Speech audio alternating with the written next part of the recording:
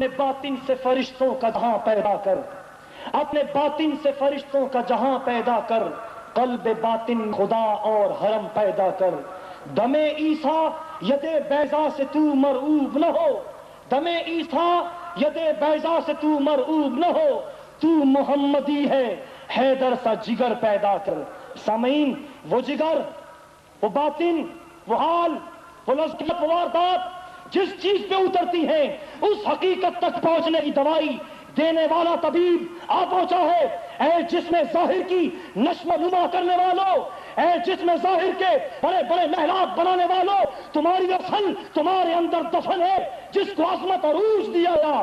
تم جانتے ہو کہ مردہ بچہ پیدا ہو اسلام کہتا ہے اس کو زمین میں گاڑ دو، اس کی قبر مت بنانا، اس کی فاتحہ سویم سلام درود تسبیح کچھ بھی مت کرنا، اس لیے کہ مردہ پیدا ہوا ہے۔ پیدائش میں جو عظمتوں کی چیزیں ساتھ لائف بنے جاتے ہیں وہ اس کو نہیں ملے، اس لیے کہا اس کو زمین میں گاڑ دو، اس کی یادگار بھی محفوظ نہ کرنا، قبر بھی نہ بننا، فاتحہ نماز جنازہ کچھ بھی کرنا۔ 1 گھنٹے بھی اگر زندہ رہ جائے، 1 گھنٹے بھی، تو حکم اس کا نماز جنازہ بھی کرنا، فاتحہ بھی کرنا، اس کو ثواب بھی بخشنا، اس کا کھا چلانا، اس کو تمام چیزیں بھی بخشنا۔ کیوں؟ اس لیے کہ پیدائش کے وقت کچھ عظمتوں کی چیزیں تم میں ڈالی جاتی ہیں۔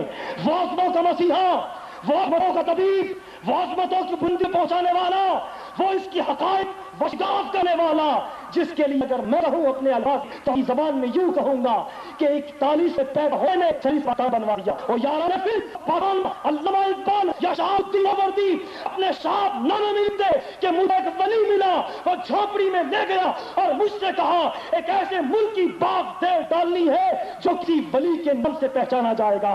سامعین کرام، ہم کیا کہتے ہیں؟ وہ کون ہے تم ڈھونڈو، وہ کون ہے تم تلاش کرو۔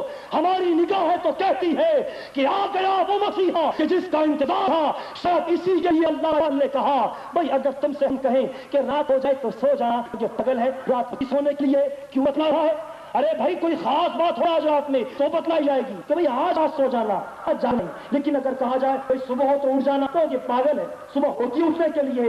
علامہ اقبال نے کہا لا لما دیکھ زمین دیکھ سب دیکھ، مشرق سے ابھرتے ہوئے سورج کو ذرا دے، مشرق سے تو روز سورج تو ہوتا ہے۔ علامہ اقبال ستیانے تھے کہ مشرق نکلنے والے سچ کو تو کہیں گے دیکھو نہیں اس دنیا کے بڑے ملک کا ہے، اس ملک کے آفتاب رسالت وہاب کا ظہور دے کر کوئی ہستری ہو رہی ہے۔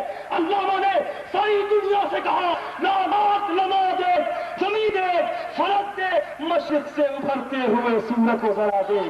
میں گزارش کروں گا عزت مآب عالی سی مرتبت حضور سیدنا ریاض احمد گور شاہی سے جو ہماری جانوں کے مسیحا ہیں، اپنے کھلے اور ہمیں اپنے ایمانی خطاب سے مستفیض فرمائے۔